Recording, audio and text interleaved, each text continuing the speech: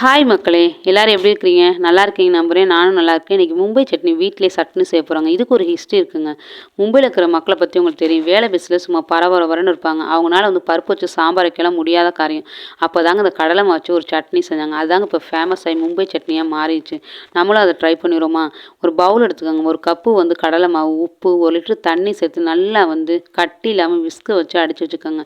கட்டி கட்டியா இருந்துச்சுன்னா சட்னி நல்லா இருக்காது. விஸ்க வச்சு அடிச்சீங்கன்னா நல்லா ஸ்மூத்தா இருக்கும். அதுக்காக தான் விஸ்க வச்சு அடிச்சிருக்கிறேன். அது அப்படியே ஒரு ஓரமா இருக்கட்டும். அடுப்புல ஒரு கடாய் வச்சுக்கோங்க. அதில எண்ணெய் ஊத்தி, எண்ணெய் காஞ்சதுக்கப்புறம் கடுகு, உளுத்தம் பருப்பு, சீரகத்த போட்டு நல்லா பொரிய விட்டுருங்க. நீங்க ஷார்ட்ஸுக்கு குடுத்த சப்போர்ட் மாரி லாங் வீடியோக்கும் சப்போர்ட் குடுத்தீங்க. எல்லாத்துக்கும் தேங்க்ஸ். நம்ம வீடியோ ஃபர்ஸ்ட் டைம் பார்க்குறீங்கன்னா, நம்ம வீடியோ சப்ஸ்கிரைப் பண்ணி, லைக், ஷேர் பண்ணி, கமெண்ட் பண்ணுங்க. அந்த பெல் பட்டன தட்டி விட்டீங்கன்னா, நான் போடுற வீடியோ உங்க நோட்டிஃபிகேஷனா வந்துரும். அப்ப நீங்க என் வீடியோ எல்லாத்தையும் பார்த்து லைக் பண்ணிக்கலாம். ஃபர்ஸ்ட்டு பொரிஞ்சிருச்சு. ஒரே ஒரு வெங்காயத்த சேர்த்துக்கோங்க. வெங்காயம் கோல்டன் ப்ரவுன் வரணுங்கிற அவசியமே கிடையாது. அந்த கிளாஸ் பதம் வந்தாவே போதுமானது. நல்லா வதங்கிருச்சு. இப்போ கொஞ்சோண்டு இஞ்சி சேர்த்துக்கோங்க ஒரு துண்டு. நம்ம இஞ்சி பூண்டு பேஸ்ட்லாம் போடக்கூடாது. இஞ்சி தான் சேர்க்கணும்.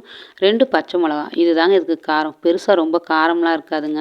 நீங்க நினைக்கலாம் என்னடா மண்ணு மாரி இருக்குன்னு நினைக்கிறேன். அப்படிலாம் கிடையாதுங்க.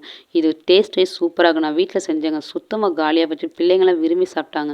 இது ஆப்பம், இட்லி, தோசை, சப்பாத்தி எல்லாத்துக்கும் செம்ம காம்பினேஷனுங்க. மஞ்சள்தூள் சேர்த்து, தக்காளி சேர்த்து நல்லா வதக்கி விட்டுட்டீங்க. அதுக்கப்புறம் நம்ம கரைச்சி வச்சுக்கிறோம் பார்த்தீங்களா, அந்த கடலை மாவை சேர்த்துருங்க. சேர்த்து ரொம்ப கொதிக்க வேணுங்கிற அவசியமே கிடையாதுங்க. நல்லா கொதிச்சு ஓரளவுக்கு கெட்டியானாவே போதுங்க. பாருங்க, இப்போ 2 ஸ்பூன் கரம் மசாலா, ஒரே 1 ஸ்பூன் சும்மா ஜஸ்ட்டு காரத்துக்காக மிளகாத்தூள் சேர்த்துக்கோங்க. டேஸ்ட்டே சூப்பரா இருக்குங்க. நீங்க செஞ்சு குடுத்து பாருங்க. விருந்தாளிங்க அவங்கள அப்படியே பாராட்டுவாங்க.